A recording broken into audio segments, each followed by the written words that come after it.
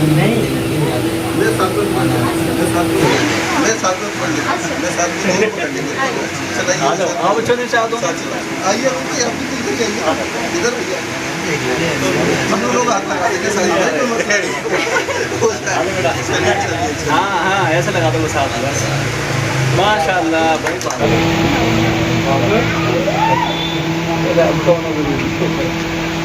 देखिए दोनों एक दूसरे का स्वागत कर रहे हैं माशाल्लाह। ये हौसला अफजाई हो रही है, हौसला के वालिद हैं।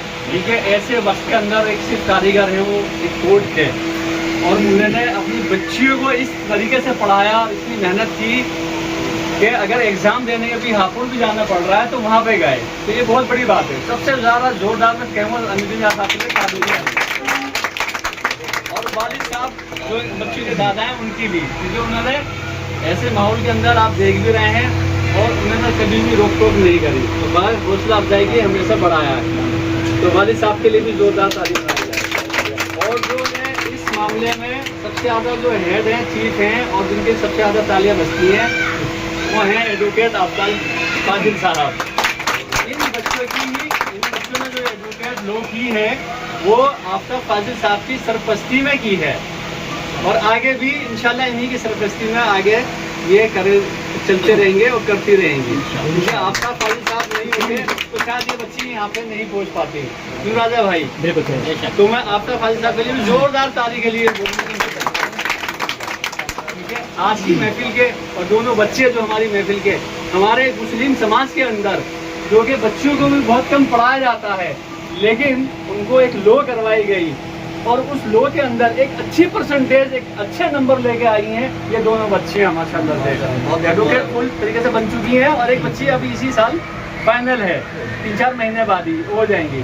इन बच्चों के लिए भी जोरदार तालियां।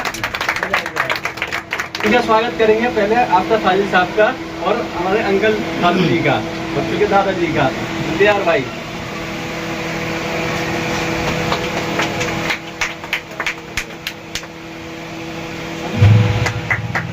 और इन बच्चों के लिए मैं भी माला की जाए, बच्चों की बहुत ही कम है। बहुत बढ़िया, अल्लाह ताला खूब कामयाबी देने बच्ची को। अच्छा, मैं 2-2 मिनट सब लोग बोल देंगे तो समाज में मोटिवेशन मिल जाएगा। बोलने के लिए चाहिए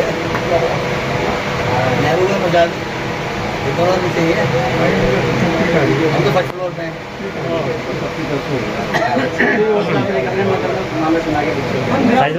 भाई 2 मिनट महबूब भाई तशरीफ लाइए।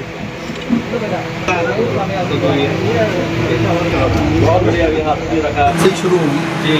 ये वकालत को पेशे को बहुत सारे लोग बदनाम भी करने की कोशिश कर रहे हैं, लेकिन आज जो माहौल चल रहा है उस माहौल के अंदर मुस्लिम समुदाय को अगर ज़रूरत है किसी चीज़ की तो वो एक ईमानदार, अच्छे और कौम परस्त वकील की ज़रूरत है। बिल्कुल। तो सबसे पहले तो मैं इन दोनों बच्चियों से ये गुजारिश करूँगा कि जैसे जैसे सफ़र आगे बढ़ेगा अल्लाह बहुत सारी चीज़ों से नवाजता रहेगा, तो इस चीज़ का ध्यान रखना है हमें कि कभी भी कोई अगर गरीब आदमी या परेशान आदमी हमारे दर पर आता है और उसके पास फ़ीस देने के लिए भी पैसे नहीं है अगर, तो भी हम उसका काम ज़रूर करेंगे। मैं खुद निजी तौर पर बहुत सारे ऐसे लोगों का काम करता रहता हूँ जो मेरे पास आते हैं, जिसकी जो हैसियत है वो दे देता है और जो अच्छी हैसियत वाले हैं उनसे अच्छे भी दिए जाते हैं। बिल्कुल सही बात। लेकिन जो परेशान है उसकी जिस तरीके से भी मदद हो सकती है वो मदद ज़रूर की जानी चाहिए। और अगर हम उस काम को करेंगे तो जो आज समाज में जो राजनीतिक तौर पे जो माहौल चल रहा है, मुसलमानों के खिलाफ सारी चीज़ें चल रही हैं, कभी बुलडोज़र जस्टिस के नाम पर कुछ हो रहा है, कभी बिना वजह उनका घरों पे सील की जा रही है, बिना वजह सड़क चलते हुए को दंगे के नाम पे अरेस्ट करके जेल में डाल दिया जाता है। जैसे बरेली में बहुत सारे लोग अभी भी जेल में पड़े हुए हैं, है ना। बहुत ज़्यादा चीज़ें नहीं हुई थी और अलग अलग चीज़ों पर पिछले दिनों देखना हुआ कि किसी घर में नमाज हो रही तो उसको लेकर उन पर FIR हो गई। तो उन सारी चीज़ों को अगर कोई उन जिनके साथ ये जुल्म हो रहा है अगर कोई इंसाफ उन्हें दिला सकता है तो वो वकील कम्युनिटी है जो उनको इंसाफ दिला सकती है। तो ऐसे में सबसे बड़ी जिम्मेदारी हमारी बिरादरी के ऊपर पड़ती है, क्योंकि वकील एक बिरादरी है असल में, ये है ना। और बल्कि धर्म से भी उठकर बिरादरी है ना। वकील तो सारे हिंदू मुस्लिम होते हैं, लेकिन इंसानियत की पैरवी अगर कर लें हम लोग तो वो सबसे बड़ी चीज़ होती है। तो उस चीज़ को ध्यान में रखते हुए ही ये इन दोनों बच्चियों के लिए है कि ये आगे बढ़ें और इस चीज़ का खास ध्यान रखें कि कोई भी अगर परेशान आदमी है उसकी जैसे भी हम मदद कर सकते हैं उस तरीके से मदद करें। दूसरा, जो सारे लोग यहाँ आए हैं क्योंकि ये वकालत में शुरुआत कर रही हैं, तो बहुत सारी आपकी मदद की भी इन्हें ज़रूरत पड़ेगी। छोटे छोटे रेफरेंस आपके होंगे, वो इनके काम आएंगे, तो आप भी उस चीज़ का खास तौर पर ध्यान रखें ताकि इनकी जैसे भी उसमें सपोर्ट हो सकती है वो करें। और जब मिलजुल कर कोई काम होता है तो वो ज़्यादा बेहतर होता है। और अगर कोई कौम परस्ती का जज्बा रखने वाला इंसान है, आप उसकी मदद करोगे तो वो और ज़्यादा समाज की मदद कर पाएगा, है ना। और नहीं हो पाएगी तो कई बार क्या होता है कि आदमी सरेंडर कर देता है कि यार चलो नहीं हो पाएगा, है ना। तो जो भी चीज़ होती है वो एक दूसरे के सहयोग से मिलकर होती है। और इनकी जो वकालत है, लड़कियों की वकालत ख़ास तौर पर इसलिए अहम है क्योंकि हमारे समाज में लड़कियों को बहुत कम आगे जा पाती है। बहुत मुश्किल होता है लड़कियों को परिवार से भी इजाज़त मिलना, अपने अंदर भी एक सोच होना कि हमें क्या करना है। परिवार से निकल आए तो फिर ख़ानदान का मसला आ जाता है कि ख़ानदान का प्रेशर के लड़कियों को ये करा दिया, वो करा दिया, बाहर जाएंगी वकालत करेंगी। बहुत सारी बंदिशें जो है लड़कियों पर हैं। तो उसके बावजूद भी अमीरुद्दीन भाई ने और इनके वालिद मोहतरम ने और जो साथी सहयोग रहे इसमें, उन सबकी बड़ी मेहनत रही है। तो ये कारवां जो है यहीं रुकना नहीं चाहिए कि 2 लड़कियां वकील बननी तो ठीक है, आगे भी हमें कोशिश करती रहनी चाहिए। सिर्फ वकालत के लिए नहीं, जो भी लड़की पढ़ना चाहती है उसको उस फील्ड में जहां वो जा सकती है वहां भेजें। और साथ में उनकी तरबियत का भी ध्यान रखें क्योंकि बाहर के माहौल अच्छे नहीं हैं। तो अगर हम तरबियत बेहतर रखेंगे तो वो उस माहौल से भी बचकर कामयाबी की तरफ बढ़ पाएंगे, है ना।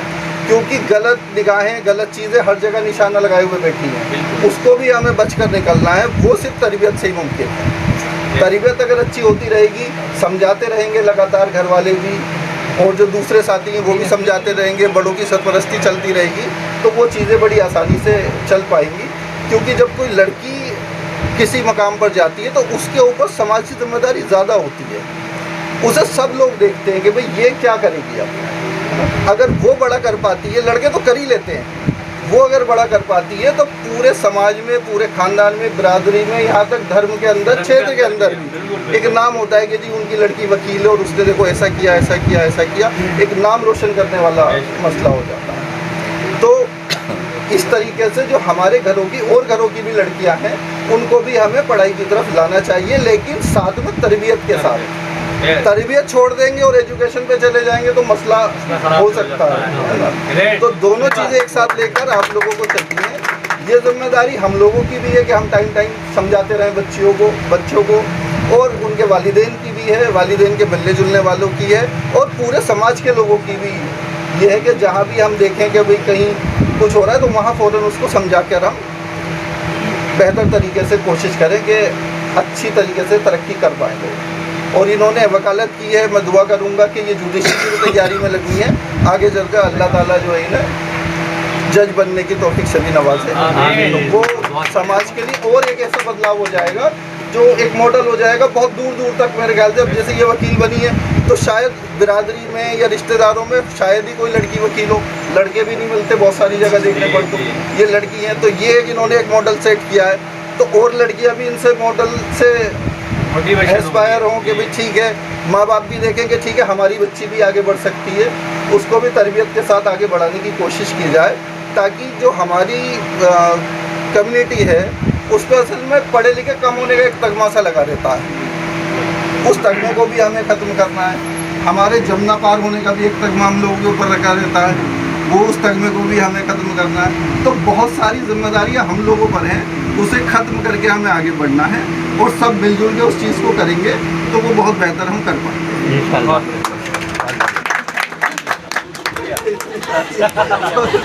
माशाल्लाह।